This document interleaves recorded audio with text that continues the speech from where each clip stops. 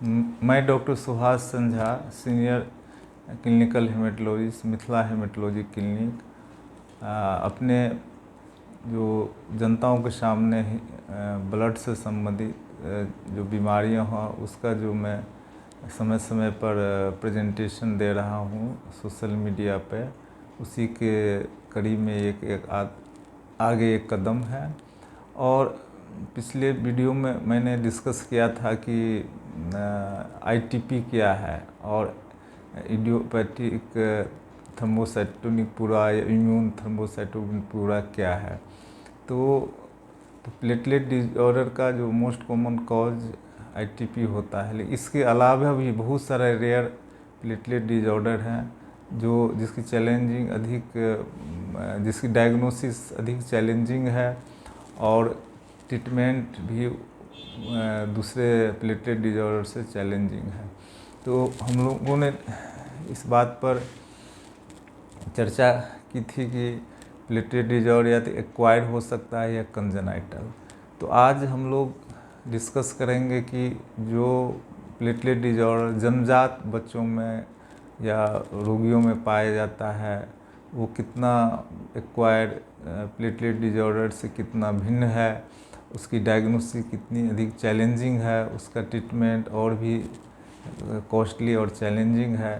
तो और चूँकि वो अधिक रेयर होता है उसकी डायग्नोसिस में बहुत समस्याएं होती। पेशेंट एक क्लिनिक से दूसरे क्लिनिक, एक हॉस्पिटल से दूसरे को हॉस्पिटल घूमते रहते हैं जब तक कि वो ऐसे विशेष हायर सेंटर में, वेरी स्पेशलाइज सेंटर में नहीं जाते तब तक उनकी डायग्नोसिस नहीं होती है। और उसी कंजेनाइटल प्लेटलेट डिसऑर्डर में दो प्लेटलेट डिसऑर्डर होता है, जैसे बर्नार्ड सूलियर सिंड्रोम, अदर ग्लेंजमैन थ्रोम्बोस्थेनिया। तो बर्नार्ड सूलियर सिंड्रोम में प्लेटलेट का काउंट भी कम रहता है और जॉइंट प्लेटलेट मिलता है। लेकिन एक डिसऑर्डर जो पजलिंग है, बहुत डायग्नोस्टिक इशू जिसमें आता है, उसमें है जो ग्लेंजमैन थ्रोम्बोस्थेनिया। तो उसमें फैमिली हिस्ट्री बहुत इम्पोर्टेंट है। अगर मेटिकुलसली गहन छानबीन करके अगर फैमिली हिस्ट्री ना लिया जाए तो इस तरह की बीमारी में डायग्नोसिस करना बहुत ही टफ होता है। तो लेकिन अगर फैमिली हिस्ट्री प्रॉपर लिया जाए और ये देखा जाए कि सीबीसी मशीन के थ्रू प्लेटलेट काउंट नॉर्मल आ रहा है, फिर स्मीयर में भी प्लेटलेट काउंट नॉर्मल है, प्लेटलेट या तो साइज में नॉर्मल है या जॉइंट प्लेटलेट मिल सकता है। लेकिन ये जॉइंट प्लेटलेट मिलना, अदर प्लेटलेट डिसऑर्डर में भी जॉइंट प्लेटलेट मिलता है। उस आधार पर हम ये नहीं कह सकते हैं कि ये कंजेनाइटल प्लेटलेट डिसऑर्डर है, कि एक्वायर्ड प्लेटलेट डिसऑर्डर है, कि पोस्ट सेप्सिस प्लेटलेट डिसऑर्डर है, या बोन मैरो डिप्रेशन के कारण प्लेटलेट।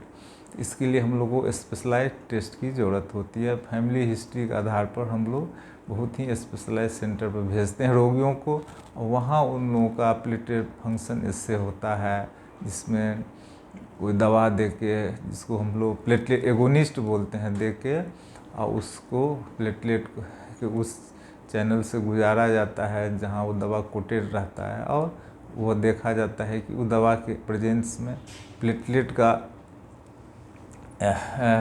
एडहेजन एग्रीगेशन प्रॉपरली हो रहा है कि नहीं। अगर प्रॉपरली हो रहा है तो उसको प्लेटलेट एग्रीगोमीटर के थ्रू उसको जांचा जाता है। अगर नहीं हो रहा है तो ये देखा कि प्लेटलेट तो काउंट सही है लेकिन एडहेजन और एग्रीगेशन प्रॉपरली नहीं हो रहा है। तो इसको प्लेटलेट फंक्शन डिसऑर्डर बोलते हैं, जो कंजेनाइटल टाइप का होता है। तो इस तरह के पेशेंट में प्लेटलेट, ये बड़ी अनयूजुअल परिस्थिति होती है कि प्लेटलेट काउंट नॉर्मल है तब भी आपको बाहर से प्लेटलेट देना पड़ता है। यूजुअली आम लोगों में अवेयरनेस की कमी ये माना जाता है कि प्लेटलेट काउंट जब लो हो तभी प्लेटलेट, यही एक कंडीशन है, बहुत रेयर कंडीशन है और कंजेनाइटल कंडीशन है, ऑटोसोमल रिसेसिव कंडीशन है, जिसमें प्लेटलेट नॉर्मल काउंट रहने के बाद भी प्लेटलेट ट्रांसफ्यूजन किया जाता है।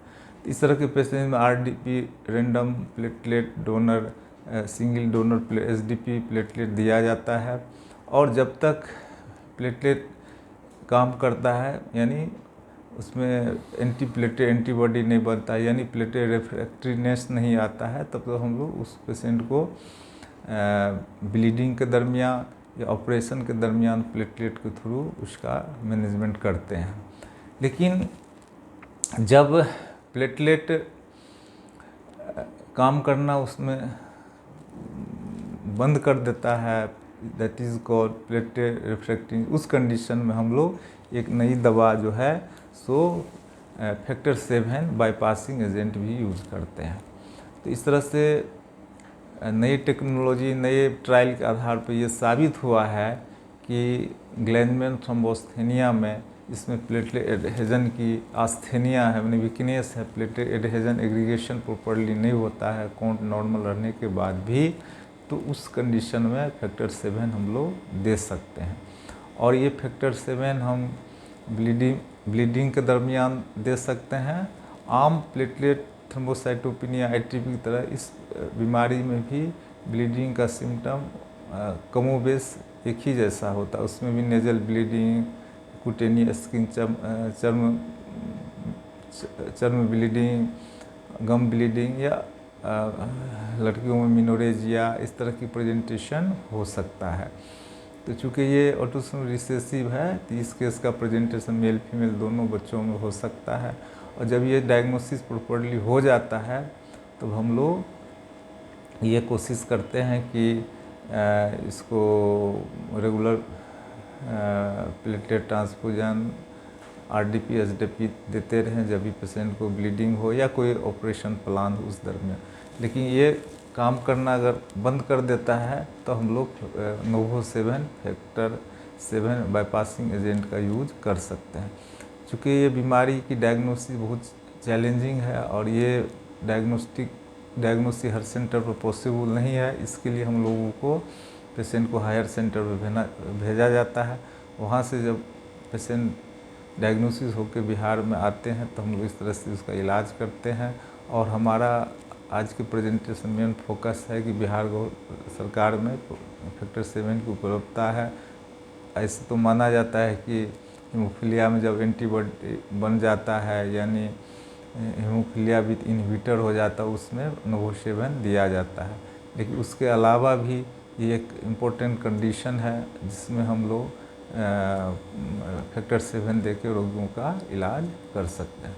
सो in last it is message from my side that हम लोगों को इस तरह के कोई रोगी जिसको ब्लीडिंग हो रहा हो और कोगुलेशन प्रोफाइल नॉर्मल हो और प्लेटलेट का काउंट भी सही हो, उसके बाद भी उसको ब्लीडिंग हो रहा हो, तो हम लोगों को इस तरह के रोगियों में प्लेटलेट फंक्शन इससे करवाना चाहिए।